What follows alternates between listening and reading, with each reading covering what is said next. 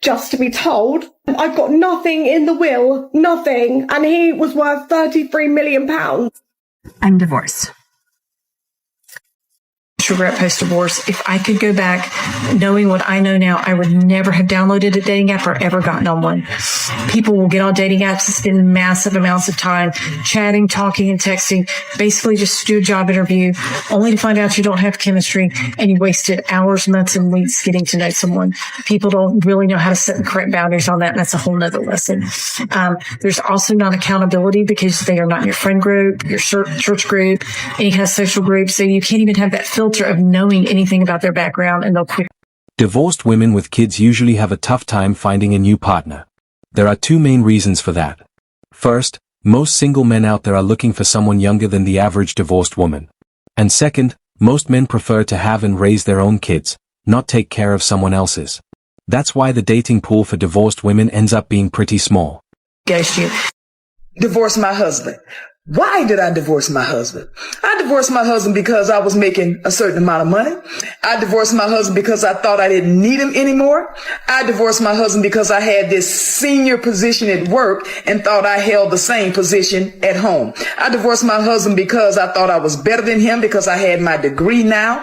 I divorced my husband because I thought a successful marriage meant I was here and he was down here. That is not success. That's sickness. I found myself divorced and out there looking for love in all the wrong places. This one and that one and that one and that one and this one and that one. And my body count going up and my value going down. I'm just going to call it like a TI is. All the while, my husband done found somebody else building a relationship and building a life with them.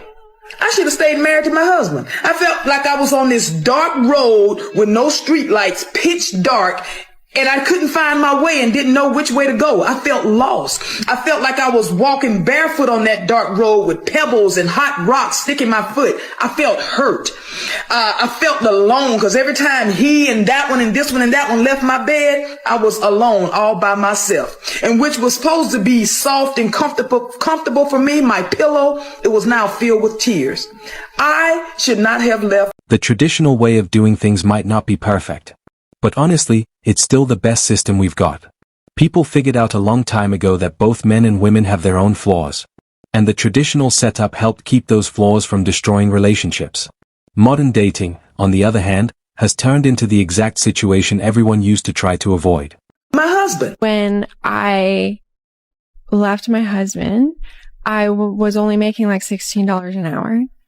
And so that wasn't enough. And so I got myself into a lot of credit card debt because I moved into an apartment that I couldn't really afford, but I thought that someone else was going to be living with me in it. So that's what do you mean? The ex? No. Okay. So right after I got divorced, I got into a situation with somebody I knew from work. And, how quickly after the divorce? Well, like immediately. It was like a rebound, right? I guess is what they would call it. Okay. And like the day after? Maybe. Like, sort of. Yes. Okay. So I knew him, right? We worked together. That's how we met. Well, wait, how long were you married? Almost 5 years. Did you guys ever have any kids? Yes. And you got with this person a day after? Yes, but see what I thought he was like the love of my life. A day after a divorce. Okay. Yes. Sure. And you thought he'd be living with you? The issue with dating a single mom isn't really about her being busy. It's more about the fact that a man doesn't want to spend his life dealing with the consequences of choices he never made. It's not about time, it's about responsibility that isn't his. Yes. What's the problem with dating as single moms? I don't understand the issue with these men. We're talking men in their late 30s, like 38, 39, and as soon as you mention you've got children, they don't want to fucking know. And I don't get it. And then they go simping over 21-year-olds, and that's because they've got no responsibility. Free-spirited to get to do whatever the hell they want, and it makes them look good and feel better about themselves. There is nothing wrong with dating a single mother. Like, my kids are practically teenagers. Well, my daughter is. She's nearly 16. My son's nearly 11. If anything, I've got more free time now opposed to what I had 4 years ago. This whole stigma of, like, dating someone with kids has really, really got to stop. Like, it's wrong. It really is wrong. Like, what's wrong with me? I'm 33 years old. I know what I want. I'm responsible. I do a pretty good job raising my children on my own. I've been single 4 years. What's the problem? I'm divorced. I thought I'd be happier, except the judge set the child support amount at $326 a month. $326 a month for 2 kids for child support is what he has to pay me. $326 a month because he's not working, because he chooses not to. I was able to cross-examine him, which was fun. And I asked him how many hours a week he spends working or trying to sell houses, because technically he still has a real estate license. So technically he's still a realtor. He said 15 hours a week, approximately, is how many hours he works per week. Grown man, grown able-bodied man with transportation and no childcare to worry about, says he works 15 hours a week. Men in their late 30s who don't have kids usually fall into 2 groups. Either they don't want kids at all, or they only want kids of their own. That's why a single mom has a better chance dating men who already have kids. Or older guys in their 40s and above who might not be looking to start a new family. We transferred the Jeep title to my name 3 weeks before we separated. That's accurate. You had coerced me into signing over, a portion, adding your name to that in exchange for you replacing the money that you had removed from the LLC account that was there to make payments on the Jeep and take care of its maintenance. Did I work the Jeep and I rented it in Turo for the past 3 years?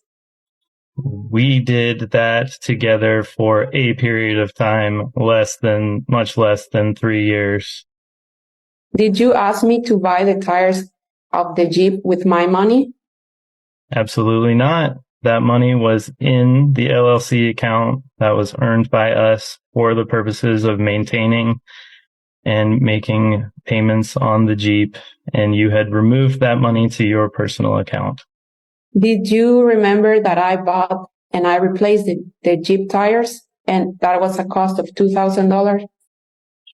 We did that. That money came from the LLC account. So our LLC. We both were maintaining the cost of the Jeep in one way or other way. No, you had never personally contributed money to that account. However, I had on multiple occasions when you had either removed money from that account and it was not available to make the payments and pay for maintenance, or otherwise. Did I replace and I purchased the tires for the Jeep? Yes or no? Objection asked and answered.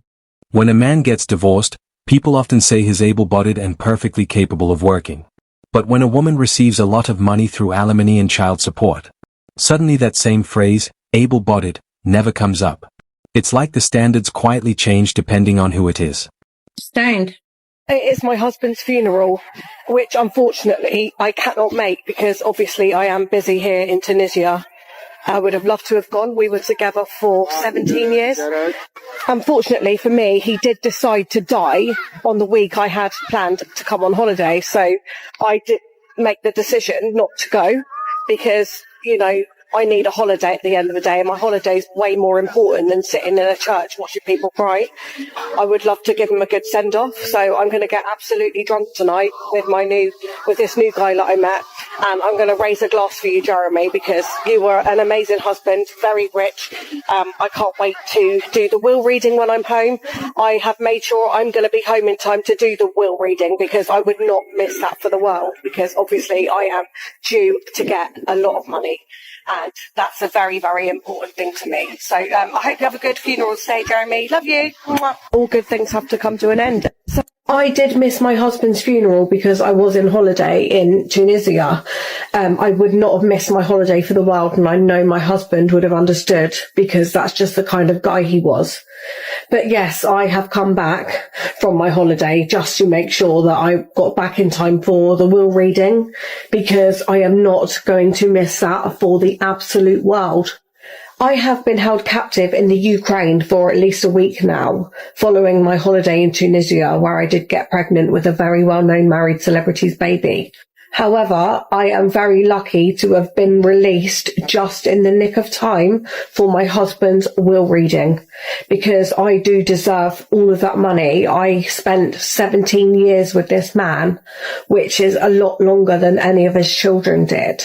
So I deserve the inheritance a lot more than his own children. So I am going to fight the will with lawyers if he has left any of his inheritance to his children, because they do not deserve it, unlike me, who looked after him every single day for 17 years when they were out living their own lives. That much. If you're going to chase money by marrying an old rich man, then you've got to stay by his side all the way to the end. That's part of the deal. No shortcuts, sorry. I spent 17 years of my life with an elderly man who smelled like cabbage, just to be told I've got nothing in the will, nothing, and he was worth £33 million.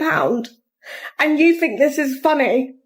I have wasted my life with a geriatric coffin dodger for nothing. And why everyone thinks it's so funny that my husband donated all his money to a bunch of cats and dogs.